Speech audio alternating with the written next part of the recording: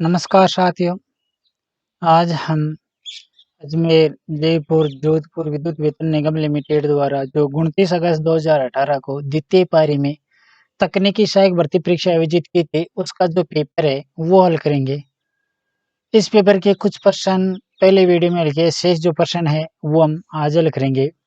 आज का अपना प्रश्न है, वैकल्पिक को किस में रेट किया जाता है? यानी जो प्रत्यावर्तक है, यहाँ इसका हिंदी रूप दे दिया। प्रत्यावर्तक यानी अल्टरनेटर को किस में रेट किया जाता है, यानी किस में रेटिंग की जाती है अल्टरनेटर की यानी प्रत्यावर्तक की। तो प्रत्यावर्तक है या ट्रांसफार्मर है, इसकी जो रेटिंग होती है वो केवीए में होती है, यानी आभासी शक्ति में केवीए में होती है। इसका राइट आंसर क्या हो जाएगा? केवीए, यानी डी ऑप्शन इसका सही होगा, केवीए। अगला क्वेश्चन है, अल्टरनेटर में पोल्टियर त्रिकोणा का उपयोग किस निर्धारित करने के लिए किया जाता है, यानी क्या ज्ञात करने के लिए या क्या निर्धारित करने के लिए पोल्टियर त्रिकोणा का प्रयोग किया जाता है? ऑप्शन देखो, वोल्टेज रेगुलेशन सही है, यानी वीआर ज्ञात करने में किया जाता है। तुल्यकालिक प्रतिबाधा नहीं, शक्ति तत्व नहीं, रोटर कर्ण नहीं, ये सभी। तो राइट आंसर क्या हो जाएगा? वीआर ज्ञात करने के लिए पोल्टियर त्रिकोणा का प्रयोग किया जाता है। तो राइट आंसर हो गया ए। अगला क्वेश्चन है, एक अल्टरनेटर में किसके लिए अंधेरा और उज्ज्वल लैंप विधि का प्रयोग किया जाता है? यानी एक प्रत्यावर्तक में क्या ज्ञात करने के लिए डार्क एंड ब्राइट लैंप विधि प्रयोग करते हैं, यानी अंधेरा और उज्ज्वल लैंप विधि का से है डार्क एंड ब्राइट लैंप विधि। तो ये उसको सिंक्रोनाइज करने के लिए, यानी सिंक्रोनाइजिंग करने के लिए हम डार्क एंड ब्राइट लैंप विधि का प्रयोग करते हैं। तो ऑप्शन देखो, भार तुलन नहीं, भार स्थानांतरण नहीं, तुल्यकालन सही है, गति में कमी, यांत्रिक शक्ति प्रदान करना है। तो राइट आंसर क्या हो गया? सी। तुल्यकालन करने के लिए हम वो जो डार्क एंड ब्राइट लैंप विधि है उसका प्रयोग करते हैं। तो यानी सिंक्रोनाइज करने की कौन कौन सी विधि होती है? एक तो लैंप विधि, लैंप विधि में कौन सी होती है? Dark and bright, dark lamp विधि, ब्राइट लैंप विधि, डार्क एंड ब्राइट लैंप विधि। इसके अलावा एक सिंक्रोस्कोप विधि भी होती है। तो इसमें यही पूछता है कि डार्क एंड ब्राइट लैंप विधि का काम में क्यों प्रयोग करते हैं? सिंक्रोनाइज करने के लिए, यानी तुल्यकालन करने के लिए। तो राइट आंसर हो गया सी, तुल्यकालन। अगला क्वेश्चन है, यदि एक प्रत्यावर्तक की घुमाव विद्युतीय रूप से 60 डिग्री से शॉर्ट पिच है तो इसका पिच गुणांक क्या होगा, यानी पिच फैक्टर का मान क्या होगा? तो प्रत्यावर्तक में पिच फैक्टर केपी बराबर क्या हो जाएगा? Cos alpha by 2, cos alpha, यानी पिच फैक्टर बराबर क्या होगा? Cos alpha by 2। तो क्या हो जाएगा? देखो, एल्फा का मान क्या है इसमें? 60 डिग्री। तो कोस 60/2 कितना हो गया? कोस 30 डिग्री। अब कोस 30 का मान कितना होता है? √3/2, यानी कोस 30 का मान कितना होता है? √3/2। तो √3/2 दे रखा तो भी चाहिए, और इसका मान निकालेंगे तो कितना हो जाएगा? √3 का मान कितना हो गया? 1.732, 1.732 में 2 का भाग लगाएंगे तो कितना हो जाएगा?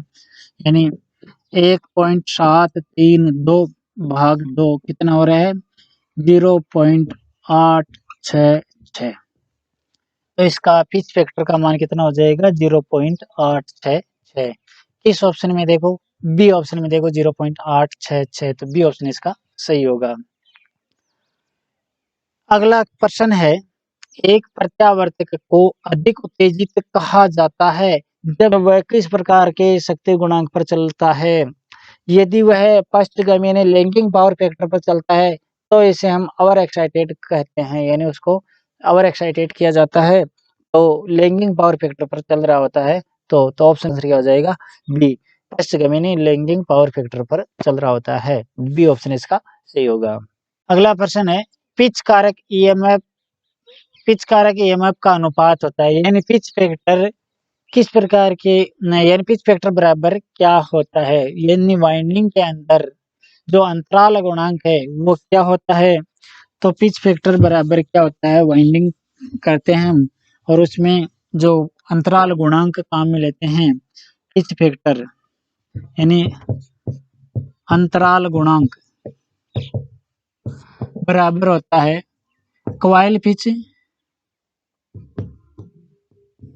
कॉइल पिच बट्टा पोल पिच। और पोल पिच का मान क्या होता है? कुल स्लॉटों की संख्या बटा पोलों की संख्या, जो कि पूर्ण पिच यानी फुल पिच के बराबर होता है। यानी फुल पिच या क्वाइल पिच बटा, यानी या क्वाइल पिच कोई शॉर्ट पिच है या लॉन्ग पिच है या फुल पिच है, तो क्या हो जाएगा बटा पोल पिच है कि मान आगा होगा जो फुल पिच के बराबर ही होगा। अब ऑप्शन देखो, फुल पिच क्वाइल के लिए शॉर्ट पिच क्वाइल, यानी सॉरी शॉर्ट पिच क्वाइल के लिए फुल पिच, यानी शॉर्ट पिच बटा फुल पिच, ये हो सकता है, सही है। दूसरी बी में क्या है, फुल पिच कॉइल के लिए शॉर्ट पिच, यानी full pitch short pitch, short pitch नीचे नहीं आएगा, नीचे हमेशा फुल पिच आएगा। फुल पिच किसे कहते हैं कि कॉइल पिच का मान पोल पिच के बराबर है, यानी कॉइल पिच और पोल पिच का मान बराबर है तो वह फुल पिच वाइंडिंग कहलाती है। तो पोल पिच और कॉइल पिच किस अवस्था में समान होंगे? फुल पिच में। तो फुल पिच नीचे आएगा, तो ये गलत है, बी ऑप्शन। विपरीत घुमावदार करने के लिए केंद्रित घुमावदार नहीं, केंद्रित घुमावदार करने के लिए वितरित घुमावदार, ये भी नहीं, वितरित घुमावदार करने के लिए घुमावदार फुल पिच, ये भी गलत हो गया ऊपर वाला। तो क्या होगा, या तो शॉर्ट पिच बट्टा फुल पिच, या फुल पिच बट्टा फुल पिच, या लॉन्ग पिच बट्टा फुल पिच, ये हो सकते हैं इस फैक्टर का मान। तो इसमें ए ऑप्शन सही होगा कि शॉर्ट पिच कॉइल के लिए फुल पिच, यानी ए ऑप्शन इसका सही होगा। अगला क्वेश्चन है, सिंक्रोनस मोटर का निर्माण किसके समान होता है? एक जो सिंक्रोनस मोटर है या तुल्यकालिक मोटर है, ये किसके समान होती है? ये अल्टरनेटर के समान होती है, यानी प्रत्यावर्तक की बात ही होती है सिंक्रोनस मोटर। ऑप्शन देखो, डीसी कंपाउंड मोटर नहीं, सेल्फ रिंग प्रेरण मोटर नहीं, डीसी शंट जेनरेटर नहीं, प्रत्यावर्तक चाहिए परिणामीतर नहीं, तो राइट आंसर क्या हो गया? डी, प्रत्यावर्तक के समान होती है।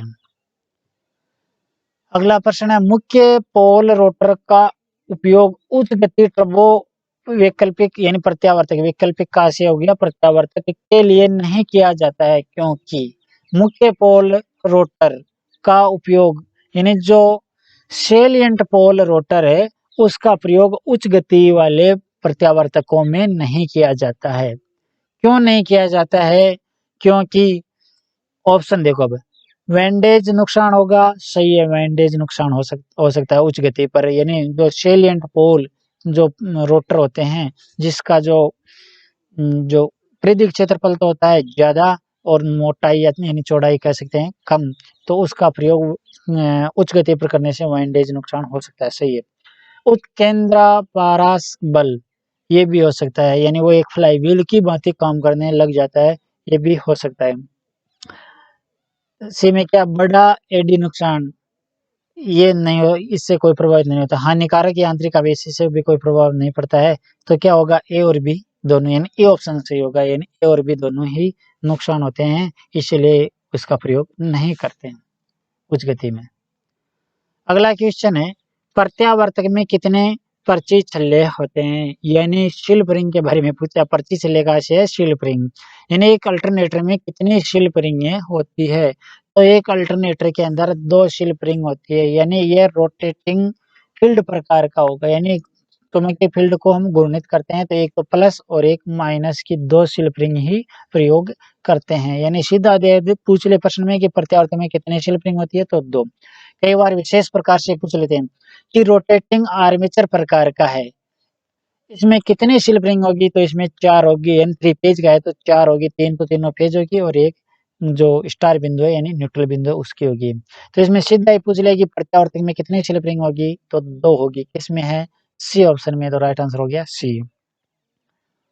अगला क्वेश्चन है, यूनिटी लोड पावर फैक्टर, यानी इकाई लोड पावर फैक्टर पर एक प्रत्यावर्तक यानी वैकल्पिक का से प्रत्यावर्तक के मुख्य क्षेत्र प्रवाह पर आर्मेचर प्रतिक्रिया का प्रभाव किस प्रकार का होगा? यानी शक्ति गुणांक का मान इस प्रकार का है कि वो इकाई शक्ति गुणांक पर चल रहा है, यानी यूनिटी लोड पर पावर फैक्टर पर एक प्रत्यावर्तक चल रहा है, तो मुख्य क्षेत्र यानी मुख्य फ्लक्स प्रवाह का जो आर्मेचर का रिएक्शन का प्रभाव होगा वो किस प्रकार का होगा? वो क्रॉस मैग्नेटिक प्रकार का होगा।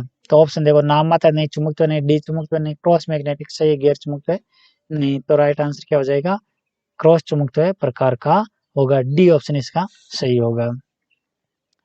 अगला क्वेश्चन है, यदि एक प्रत्यावर्तक की गति आधे तक कम हो जाती है तो इसमें उत्पन्न ईएमएफ हो जाएगा, यदि प्रत्यावर्तक की गति को कम कर रहे हैं तो इसी अनुपात में प्रेरित विद्युत वाहक बल भी कम होगा, यानी आधी कर रहे हैं तो आधा हो जाएगा, चौथाई कर रहे हैं तो चौथाई हो जाएगा।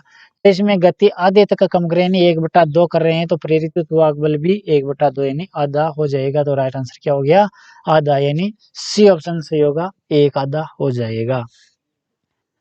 अगला प्रश्न है, 3 चरण डेल्टा कनेक्शन में लाइन वोल्टेज किस गुणा चरण वोल्टेज यानी फेज वोल्ट के बराबर होगा, यानी 3 फेज डेल्टा संयोजन के अंदर लाइन वोल्ट और फेज वोल्ट का संबंध पूछा है। तो डेल्टा संयोजन है, डेल्टा संयोजन में VL बराबर VP होता है और IL बराबर √3 IP होता है। तो VL और VP में संबंध पूछा है, समानता का संबंध होता है, यानी इकाई संबंध होता है, यानी जो VL का मान है वही VP का मान होता है, बराबर होता है। तो इसका गुणांक क्या हो जाएगा? 1 हो जाएगा, यानी VL VP को 1 से गुणा करें तो VL के बराबर आ जाएगा। तो गुणांक का मान क्या होगा? 1। किस ऑप्शन में है? सी ऑप्शन में। और यदि यही प्रश्न स्टार में पूछ लेता है कि 3 फेज स्टार कनेक्शन में लाइन वोल्टेज फेज वोल्टेज का कितना गुणा होता है, तो फिर √3 गुणा होता है, यानी स्टार संयोजन के अंदर स्टार संयोजन में VL बराबर तो होता है √3 VP और IL बराबर होता है IP, यानी IL और IP तो समान होते हैं स्टार संयोजन में, और VL बराबर √3 VP होता है, यानी VL VP को √3 से गुणा करेंगे तो VL प्राप्त होगा। और यदि इसमें वोल्टेज का ना पूछकर धारा के बारे में भी पूछ लेता कि डेल्टा संयोजन में धारा का मान क्या होगा, यानी स्टार और जो VL IL और IP है इसका मान क्या होगा, तो इसमें IL बराबर √3 IP होगा, तो इसका गुणांक √3 होता। तो इस प्रश्न में क्या होगा कि 3 फेज डेल्टा कनेक्शन में लाइन वोल्टेज फेज वोल्ट के बराबर होता है, यानी VL बराबर VP होता है, तो गुणांक क्या होगा? 1, यानी सी ऑप्शन इसका सही होगा। अगला क्वेश्चन है, ट्रांसफार्मर सर्किट मोड में कुल हानि को किस रूप में दर्शाया जाता है? ट्रांसफार्मर सर्किट मोड में जो मूल हानि है, मूल हानि को किस रूप में दर्शाया जाता है? ऑप्शन देखो, श्रेणी प्रतिरोध नहीं, श्रेणी अधिष्ठापन नहीं, शंट प्रतिरोध की बात सही है, श्रेणी क्षमता की बात नहीं, शंट अधिष्ठापन की बात नहीं, तो राइट आंसर क्या हो गया? शंट प्रतिरोध की बात, यानी सी ऑप्शन इसका सही होगा, शंट प्रतिरोध। अगला प्रश्न है, ट्रांसफार्मर किसके सिद्धांत पर काम करता है? ट्रांसफार्मर है वो म्यूचुअल इंडक्टेंस यानी अन्योन्य प्रेरण हम कह सकते हैं या पारस्परिक प्रेरण कह सकते हैं के सिद्धांत पर काम करता है। कई बार पूछ लेते हैं ऑटो ट्रांसफार्मर किस सिद्धांत पर काम करता है? ऑटो ट्रांसफार्मर सेल्फ इंडक्टेंस यानी स्व प्रेरण के सिद्धांत पर काम करता है, जबकि सामान्यतः जो ट्रांसफार्मर बोल का नाम है तो म्यूचुअल इंडक्टेंस यानी पारस्परिक प्रेरण कह सकते हैं या म्यूचुअल कह सकते हैं या अन्योन्य, कई बार अन्योन्य प्रेरण लिखा होता है तो भी सही है। तो राइट आंसर क्या आ जाएगा? म्यूचुअल इंडक्टेंस, यानी ए ऑप्शन इसका सही होगा। अगला क्वेश्चन है, एक ट्रांसफार्मर की प्रेरित प्रतिक्रिया किस कारक पर निर्भर करती है? एक ट्रांसफार्मर की प्रेरित प्रतिक्रिया यानी इंडक्टिव रिएक्टेंस किस कारक पर निर्भर करता है? ऑप्शन देखो, विद्युत प्रवाहन बल, मुख्य प्रवाह, रिसाव प्रवाह, चुंबकीय मोटर बल, ए और बी दोनों। तो रिसाव प्रवाह पर निर्भर करता है, नहीं सी ऑप्शन इसका सही होगा। तो राइट आंसर हो गया सी, रिसाव प्रवाह पर निर्भर करता है। अगला क्वेश्चन है, विभिन्न घुमावों के बीच रोधन परीक्षण करते समय श्रेणी में जुड़ा परीक्षण लैंप क्या होगा यदि घुमाव के कुछ हिस्सों में लघु पतन है, यानी आंशिक लघु पतन है। एक टेस्टिंग लैंप से किसी मशीन की जांच कर रहे हैं, उस मशीन में आंशिक लघु पतन है, तो जो लैंप होगा वो इंसुलेशन यानी रोधन और जो चालक है उसके बीच में किस प्रकार से जलेगा। मान लो कोई अपना उपकरण है, इसके अंदर ये कॉइल है, कॉइल आंशिक तौर पर एक बॉडी से टच हो गई है, ये कह रहा है कि टेस्टिंग लैंप है अपना, मान लो ये लैंप है, ये फेज और ये मान लो न्यूट्रल है, हम इसको एक तो इससे जोड़ रहे हैं, इंसुलेशन परीक्षण कर रहे हैं। इंसुलेशन का से क्या हो गया कि एक तो चालक से जोड़ रहे हैं, दूसरा बॉडी से तार जोड़ रहे हैं। इस प्रकार से एक तो बॉडी से और एक इसके कुंडलन से, कुंडलन आंशिक लघु पतित है तो लैंप क्या होगा? बहुत कम या मंद प्रकाशित होगा, यानी यहाँ से लीकेज से ये धारा प्रवाहित हो जाएगी और पथ पूरा हो जाएगा तो लैंप है मंद प्रकाशित होगा। अब ऑप्शन में देखो अदीप्त यानी प्रकाशित नहीं होगा, लीकेज नहीं होता तो अप्रकाशित रहता है, अदीप्त रहता है। फ्यूज हो जाएगा नहीं, मंद दीप्त होगा यानी मंद प्रकाशित होगा, सही है। पूर्ण प्रकाश के साथ दीप्त होगा, यदि ये पूर्ण रूप से इस बॉडी से टच हो जाए तो पूर्ण प्रकाशित होता है, जबकि आंशिक कुछ हिस्से यानी आंशिक लघुपतन कह रहा है तो मंद प्रकाशित होगा। अगले ऑप्शन में क्या है, या तो ए या बी, तो राइट आंसर क्या हो गया, सी, मंद प्रकाशित होगा। सी ऑप्शन इसका सही होगा। अगला क्वेश्चन है ट्रांसफॉर्मर तेल से मुक्त होना चाहिए, यानी ट्रांसफॉर्मर तेल का क्या गुण होना चाहिए। ऑप्शन देखो, गंध यानी गंध से मुक्त होना चाहिए, या गैस से मुक्त होना चाहिए, या गंधक से मुक्त होना चाहिए, या नमी से मुक्त होना चाहिए, या रिक्तियां से मुक्त होना चाहिए। तो नमी से मुक्त होना चाहिए। तो अच्छे ट्रांसफॉर्मर ऑयल में नमी नहीं होनी चाहिए, नहीं नमी से मुक्त होना चाहिए। तो राइट आंसर क्या हो गया, डी, नमी। अगला क्वेश्चन है प्रेरणामीटर के लिए शोषक में प्रयुक्त रसायन में क्या गुण की गुणवत्ता होनी चाहिए, यानी क्या गुणवत्ता होनी चाहिए। ट्रांसफॉर्मर के जो शोषक है, ब्रीदर है, इसके अंदर हम जो सिलिका जेल रखते हैं, इस सिलिका जेल में क्या गुण होना चाहिए, यानी सिलिका जेल है वो नमी को शोषित करने का गुण होता है उसमें। अब ऑप्शन देखो, प्रेरणामीटर तेल को शीतलन करना, यानी प्रेरणामीटर के तेल को ठंडा करने का गुण होना चाहिए, ये तो कूलेंट का यानी जो कूलेंट पाइप होती है उसका काम होता है। अवशोषी आर्द्रता यानी आर्द्रता को अवशोषित करने का गुण सही है। प्रेरणामीटर के तेल की सफाई नहीं, आयनीकृत वायु वायु को आर्द्रता प्रदान करना नहीं, शोषण करना होता है। तो राइट आंसर क्या हो गया, बी, आर्द्रता को शोषित करना यानी अवशोषी आर्द्रता का गुण होना चाहिए। तो बी ऑप्शन इसका सही होगा। अगला क्वेश्चन है निम्न में से कौन सा प्रेरणामीटर की नियमित परीक्षण नहीं है, यानी जो रेगुलर परीक्षण कर रहे हैं, नियमित परीक्षण कर रहे हैं, इनमें से कौन सा परीक्षण नहीं है। ऑप्शन देखो, कोर रोधन वोल्टता परीक्षण ये है, प्रतिबाधा परीक्षण ये भी है, रेडियो व्यक्तकरण परीक्षण ये नहीं है, ध्रुवता परीक्षण ये है, निरंतर परीक्षण ये भी है। तो नियमित परीक्षण में रेडियो व्यक्तकरण परीक्षण नहीं लेते हैं। तो राइट आंसर क्या हो गया, इन ऑप्शनों में देखें तो सी ऑप्शन सही होगा कि रेडियो व्यक्तिगत परीक्षण को हम नियमित परीक्षण में नहीं शामिल करते हैं। तो सी ऑप्शन इसका सही होगा। अगला क्वेश्चन है घूर्णी स्टेटर क्षेत्र और रोटर की गति के बीच के अंतर को क्या कहते हैं, यानी जो घूर्णी स्टेटर क्षेत्र है, यानी जो स्टेटर के अंदर घूर्णित चुंबकीय क्षेत्र है वो, और रोटर की गति यानी जो रोटर की एक वास्तविक गति जिसे हम एनआर कहते हैं, और स्टेटर का घूर्णित चुंबकीय क्षेत्र जिसे हम एनएस कहते हैं, इन दोनों का अंतर को हम क्या कहेंगे। यानी जो घूर्णित चुंबकीय क्षेत्र है जिसे हम एनएस तुल्यकालिक गति कहते हैं एनएस, और रोटर गति एनआर, इन दोनों के अंतर को हम क्या कहेंगे, शिल्प कहेंगे, यानी सर्पण कहेंगे। एस बराबर N S minus N R. यदि एस आरपीएम में लेनी है तो डायरेक्ट लगेंगे, यदि एस प्रतिशत अंश में लेनी है तो N S minus N R बटा एन एस। यदि प्रतिशत में लेनी है तो एस इन परसेंट बराबर होगा N S minus N R बटा एन एस इंटू 100।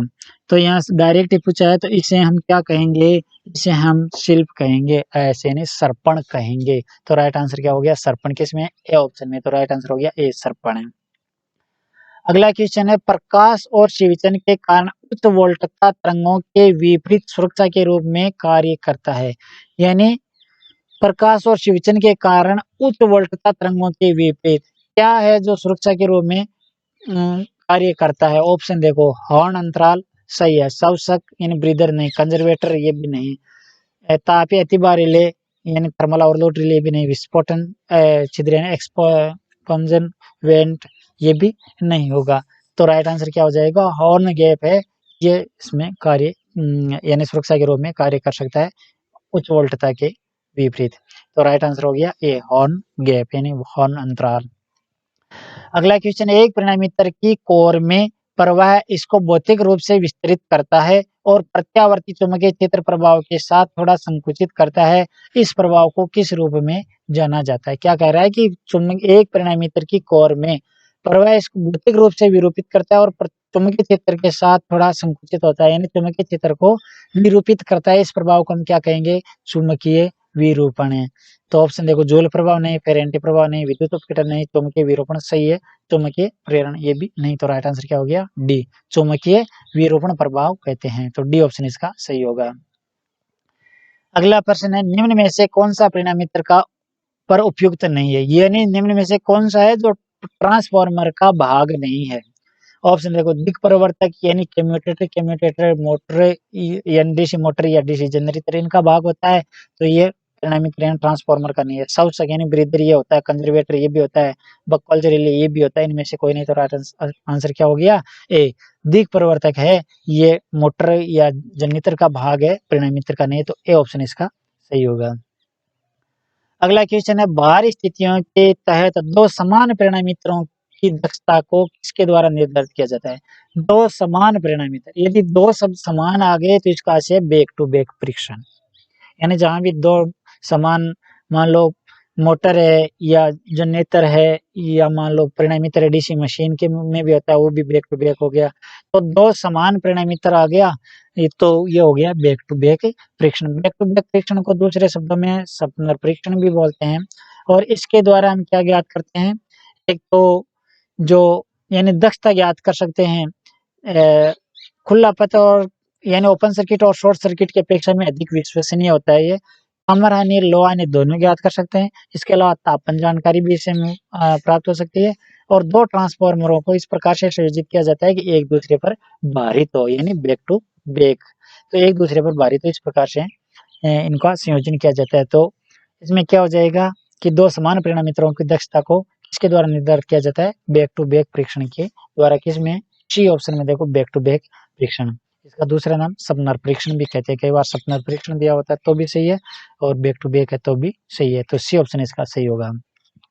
अगला क्वेश्चन है, प्रेरण मोटर में घूर्णित चुंबकीय क्षेत्र की गति को किस रूप में जाना जाता है, यानी प्रेरण मोटर का घूर्णित चुंबकीय क्षेत्र, घूर्णित चुंबकीय क्षेत्र को किस क्या नाम से जाना जाता है, तुल्यकालिक गति, जिसे हम एन से दर्शाते हैं।